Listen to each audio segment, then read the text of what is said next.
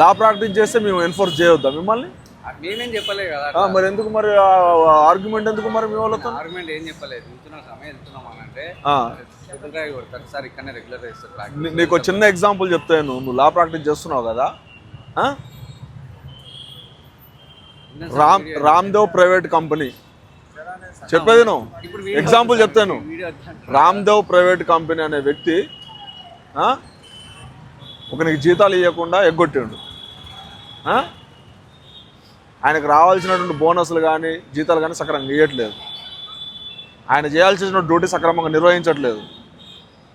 ఆ వ్యక్తి కోర్టుకు పోయి అప్పీల్ చేస్తే అతని మీద కోర్టు ఏ రిట్ జారీ చేయవచ్చు? రిట్ ఆఫ్ మాండమస్ అంటే ఏంది? డ్యూటీ.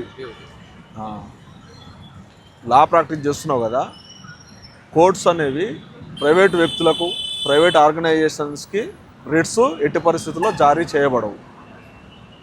మరి రిట్ ఆఫ్ మాండమస్ జారీ చేస్తారంటున్నావుగా. నేను రామ్దేవ్ ప్రైవేట్ కంపెనీ అని చెప్పిన. నువ్వు నాలెడ్జ్ ఎప్పుడైనా సరే మనము ఎదగడానికి యూజ్ చేయాలి. వేరే వాళ్ళని భయభ్రాంతులను చేయడానికో లేకపోతే వేరే వాళ్ళ మీద అది అజమాయిషి ప్రదర్శించడానికో చేయొద్దు, గుర్తుపెట్టుకో.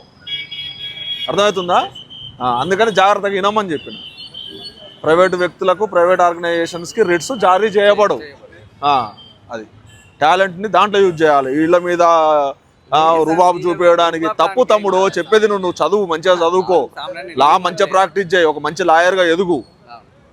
అందరూ అప్రిషియేట్ చేస్తారు తప్ప ఇట్లాంటి వాళ్ళ మీద నువ్వు ప్రదర్శించడానికి యూజ్ చేస్తే అది వేస్ట్ కదా, తప్పది. ఇంకోసారి అట్లా మావాడు చెప్తున్నాడు కదా, అందుకనే కదా నేను పిలిచినా, నేను అక్కడ వదిలిపెట్టి. తప్పది.